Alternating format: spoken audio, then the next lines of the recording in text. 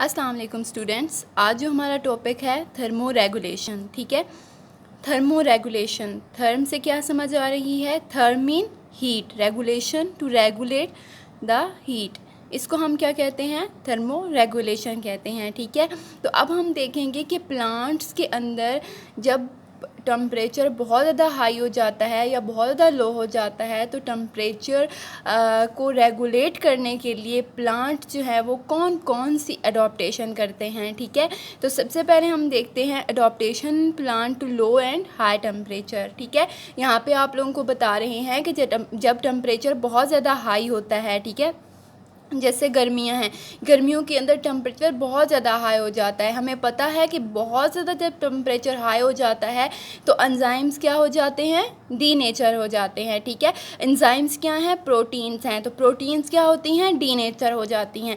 जब सेल के अंदर प्रोटीन्स वगैरह और एंजाइम सही तरह से काम नहीं करते तो प्लांट्स क्या हो जाते हैं? किल हो जाते हैं, मतलब जैसे मर ही जाते हैं और उनको ज़्यादा से ज़्यादा जो है वो नुकसान पहुँचता है। तो इसको हल करने के लिए, इसको ओवरकम करने के लिए प्लांट्स क्या करते हैं? प्लांट्स को बहुत सारी स्ट्रेस से गुज़रना पड़ता है जब टेम्परेचर के अंदर फ्लक्चुएशन आती है। जैसे पानी जो है वो बहुत ज़्यादा गर्मी होती है तो डिहाइड्रेशन हो जाती है। ठीक है, इस तरह प्लांट्स के अंदर भी पानी की कमी हो जाती है जिसकी वजह से वो अपने पानी को कंजर्व करने के लिए स्टोमेटा को क्लोज़ करते हैं ताकि पानी ज़्यादा से ज़्यादा वेपोरेट ना हो। इस तरह प्लांट्स जो हैं वो जब बहुत ज़्यादा टेम्परेचर हो जाता है तो उनके अंदर एंजाइम प्रोटीन्स वगैरह डीनेचर हो जाते हैं। इसको ओवरकम करने के लिए वो कह रहे हैं कि जब टेम्परेचर 40 डिग्री से अबव चला जाता है या उससे बिलो चला जाता है, बहुत ज़्यादा कम हो जाता है या बहुत ज़्यादा इंक्रीज़ हो जाता है, तो ये एक स्ट्रेस की कंडीशन होती है प्लांट्स के अंदर। ठीक है, तो प्लांट्स हाई टेम्परेचर के ऊपर टेम्परेचर को मेंटेन करने के लिए क्या करते हैं? अपने अंदर हीट शॉक प्रोटीन प्रोड्यूस कर लेते हैं। ये हीट शॉक प्रोटीन क्या करती हैं? सेल के अंदर जितनी भी हीट इंटर हो रही होती है उसको अब्जॉर्ब कर लेती हैं। जब वो उसको फुली अब्जॉर्ब कर लेती हैं तो क्या होता है कि प्लांट्स जो हैं वो ज़्यादा से ज़्यादा हाई टेम्परेचर के ऊपर उनके जो इंजाइम्स हैं वो डीनेचर नहीं होते और प्रोटीन जो हैं वो डीनेचर नहीं होती, क्योंकि जितनी भी हीट होती है वो ये हीट शॉक प्रोटीन्स क्या कर लेती हैं? अब्जॉर्ब कर लेती हैं। ठीक है, तो हाई टेम्परेचर के ऊपर प्लांट्स कौन सी अडॉप्टेशन करते हैं? हीट शॉक प्रोटीन प्रोड्यूस करते हैं जो कि ज़्यादा से ज़्यादा हीट को अब्जॉर्ब कर लेती हैं और प्लांट्स को डैमेज करने से बचाती हैं। ठीक है, डीनेचर होने से एंजाइम को बचाती हैं। आगे है लो टेम्परेचर। लो टेम्परेचर के ऊपर वो कह रहे हैं कि जब टेम्परेचर बहुत ज़्यादा कम हो जाता है या सर्दियाँ होती हैं या कुछ ऐसे जो है वो एरियाज़ हैं, हिली एरियाज़, जहाँ पे टेम्परेचर फ्रीजिंग पॉइंट तक चला जाता है, जहाँ पे स्नो फॉलिंग हो रही होती है, वहाँ पे जितने प्लांट्स होते हैं उनके ऊपर एक सेल मेम्ब्रेन होती है। ठीक है, वो मेम्ब्रेन क्या करती है? उसके अंदर वो लिपिड और प्रोटीन से मिलकर बनी हुई होती है, हमें पता है। तो क्या होता है कि जब बहुत ज़्यादा फ्रीजिंग पॉइंट तक जो है वो टेम्परेचर चला जाता है तो इस मेम्ब्रेन के अंदर या जितने भी जो है वो सब्सटेंस होती हैं वो सारी की सारी क्या होना शुरू हो जाती हैं? फ्रीज़ होना शुरू हो जाती हैं। जब वो फ्रीज़ होना, लिपिड और प्रोटीन फ्रीज़ होना शुरू होते हैं तो एक क्रिस्टल्स बनाना शुरू कर देते हैं सेल मेम्ब्रेन के अंदर। जब क्रिस्टल बन जाती हैं तो ना ही मटेरियल सेल से बाहर मूव कर सकते हैं और ना ही बाहर से कोई मटेरियल सेल के अंदर इंटर हो सकता है, जिसकी वजह से सेल के अंदर टॉक्सिक मटेरियल बहुत ज़्यादा अकामुलेट होना शुरू हो जाता है जो कि प्लांट्स के लिए बहुत ज़्यादा डेंजरस होता है। इसको ओवरकम करने के लिए लो टेम्परेचर के ऊपर प्लांट्स क्या करते हैं?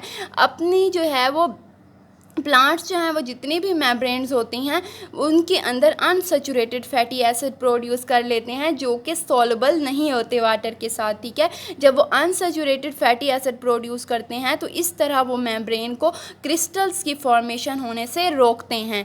ठीक है, तो इस तरह प्लांट्स के अंदर जो भी टेम्परेचर या ड्रॉप हो रहा होता है या फिर बहुत ज़्यादा टेम्परेचर जो है वो लो हो रहा होता है या फिर ज़्यादा हो रहा होता है तो ये एक स्ट्रेस की कंडीशन होती होती है इसको ओवरकम करने के लिए ये डिफरेंट अडॉप्टेशन प्लांट्स कर रही हैं, ठीक है। तो वो कह रही हैं कि अगर सेल मेम्ब्रेन के अंदर क्रिस्टल बन जाए या सेल वॉल के अंदर क्रिस्टल बन जाए वो तो चलो फिर भी कुछ ओवरकम किया जा सकता है, लेकिन अगर सेल के अंदर ये क्रिस्टल चले जाएं उसके साइटोप्लाज्म के अंदर, जिसे हम साइटोसोल भी कहते हैं, सेल वॉल के साथ उसे हम प्रोटोप्लास्ट भी कहते हैं, अगर उस प्रोटोप्लास्ट के अंदर क्रिस्टल बनना स्टार्ट हो जाए तो हमें पता है साइटोप्लाज्म के अंदर क्या होता है, ऑर्गेनेलीज होती हैं जो कि सारा काम परफॉर्म कर रही होती है।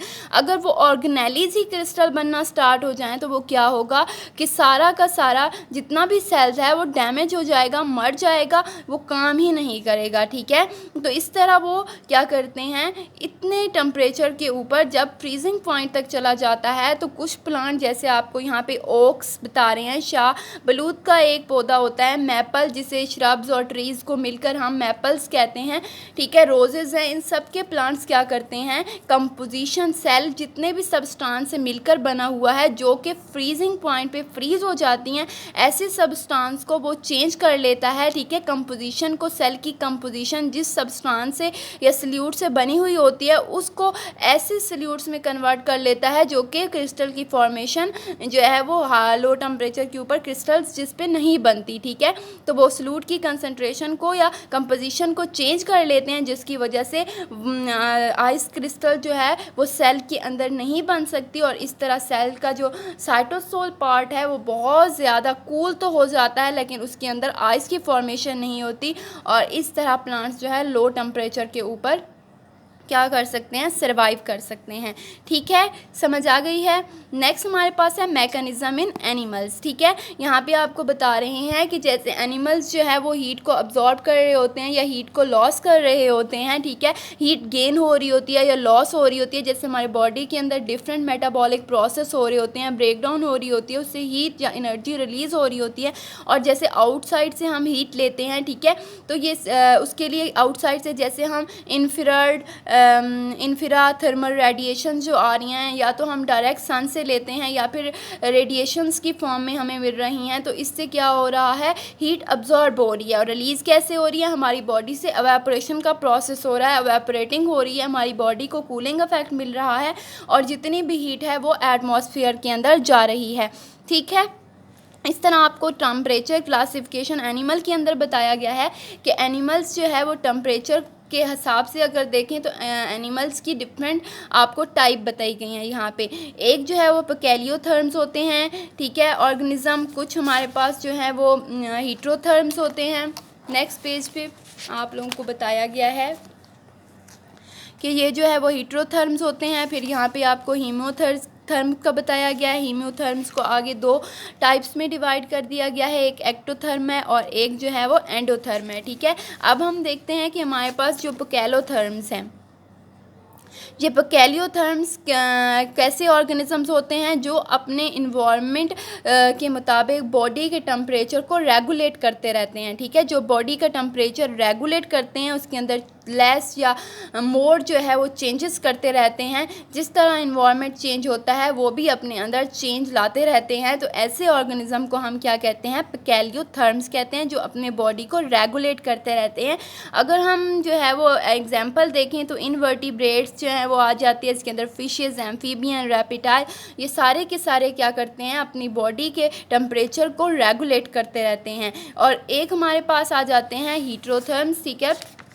हीट्रोथर्म्स क्या करते हैं, ये अपने बॉडी का टेम्परेचर रेगुलेट नहीं करते, ठीक है। हीट्रोथर्म्स क्या होते हैं, जो बॉडी का टेम्परेचर रेगुलेट नहीं करते। इसके अंदर बैट्स और हमिंग बर्ड्स आ जाते हैं, ठीक है। ये क्या करते हैं, अपनी बॉडी का टेम्परेचर कांस्टेंट रखते हैं, चाहे बाहर का टेम्परेचर जितना भी जो है वो चेंज होता रहे, लेकिन ये अपनी जो है वो बॉडी का टेम्परेचर बिल्कुल कांस्टेंट रखते हैं। इस तरह हमारे पास आ जाते हैं हीमियोथर्म्स, ठीक है। हीमियोथर्म्स कौन से होते हैं, जो अपना टेम्परेचर इन्वायरमेंट के मुताबिक मेंटेन करते रहते हैं, ठीक है। या आप ऐसे भी कह सकते हैं जिनकी बॉडी का टेम्परेचर बिल्कुल मेंटेन होता है, जिस तरह इन्वायरमेंट चेंज होता है उसी तरह ऑटोमेटिकली इनकी बॉडी का टेम्परेचर भी बिल्कुल मेंटेन हो जाता है। तो ऐसे ऑर्गेनिजम्स को हम क्या कहते हैं, हीमियोथर्म कहते हैं। जैसे बर्ड्स और मैमल्स हैं, ठीक है, वो टेम्परेचर के मुताबिक अपनी बॉडी का टेम्परेचर जो है वो मेंटेन करते रहते हैं। इसके अंदर आप लोगों को यहाँ पे सी फिशेस का बताया गया है कि जैसे उनका सराउंडिंग टेम्परेचर कांस्टेंट होता है, ठीक है, तो वो उसी के मुताबिक अपने टेम्परेचर को चेंज करती रहती हैं। लिजर्ड की आप लोगों को एग्जांपल दी गई है। तो ये सारी की सारी क्या हैं, क्लासिफिकेशन आप लोगों को कुछ टाइप बताई गई थी जो आप लोगों को पता होना चाहिए। नेक्स्ट हमारे पास है regulation of the heat exchange between the animals and environment, ठीक है। यहाँ आपको कुछ अडॉप्टेशन बताई गई हैं, स्ट्रक्चरल बताई गई हैं, फंक्शनल बताई गई हैं, फिजियोलॉजिकल अडॉप्टेशन और बिहेवियरल, ठीक है। स्ट्रक्चरल के अंदर वो क्या कह रहे हैं कि जैसे फर होते हैं मैमल्स के अंदर, प्लीग जिसे हम कह रहे हैं प्लेग या जो भी आप कह सकते हैं, प्रोनाउंस कर सकते हैं, जैसे हेयर्स होते हैं, फर्स होते हैं मैमल्स के अंदर, उसकी बात कर रहे हैं कि वो इंसुलेशन प्रोवाइड करते हैं। स्वेट ग्लैंड्स हैं, हमारे लंग्स और जो रिस्पायरेटरी ट्रैक्स है उसके अंदर एवेपोरेशन हो रही होती है। पेंटिंग का प्रोसेस एनिमल्स के अंदर हो रहा होता है, डॉग्स के अंदर, ठीक है, वो बार बार अपनी टंग को बाहर निकालते हैं। और इस तरह ये डिफरेंट स्ट्रक्चर हैं ऑर्गेनिज्म के अंदर जो कि क्या कर रहे होते हैं, डिफरेंट टेम्परेचर को रेगुलेट कर रहे होते हैं, रेगुलेट करने में मदद करते हैं, ठीक है। इस तरह हमारे पास फिजियोलॉजिकल अडॉप्टेशन के अंदर स्ट्रक्चरल अडॉप्टेशन आ जाती हैं, फंक्शनल अडॉप्टेशन आ जाती हैं कि फंक्शंस क्या क्या हो रहे होते हैं। ब्लड रेगुलेट हो रहा होता है स्किन के अंदर, ठीक है। जब ब्लड रेगुलेट होता है तो क्या होता है, इससे हीट जो है वो रिलीज़ होती है। कोल्ड इन्वायरमेंट के अंदर ज़्यादा से ज़्यादा हीट को जो है वो क्या किया जाता है, कंजर्व किया जाता है। मसल्स की मूवमेंट की जाती है और जैसे बर्ड्स वगैरह हैं वो प्ल्यूमेज फ्लफिंग करते हैं, अपने परों को बार बार जो है वो फरफराते हैं। तो ये सारे के सारे क्या हैं, स्ट्रक्चर अडॉप्टेशन है जिसको अडॉप्ट करके प्लांट्स और एनिमल्स क्या कर रहे होते हैं या एनवायरनमेंट के अंदर अपनी बॉडी का टेम्परेचर मेंटेन कर रहे होते हैं। बिहेवियरल अडॉप्टेशन है इसके अंदर, अब वो बिहेवियर की बात कर रहे हैं कि जैसे कुछ ऑर्गेनिजम्स हैं जब बहुत ज़्यादा सर्दी होती है तो वो सन के मतलब बास करते हैं, सन से हीट लेते हैं और धूप में बैठते हैं, और कुछ जो है वो बरोज़ के अंदर चले जाते हैं, ठीक है। इस तरह वो क्या करते हैं, अपने बॉडी का टेम्परेचर रेगुलेट करते हैं। इस तरह हमारे पास अगर हम बात करें नेक्स्ट हमारे पास जो टॉपिक है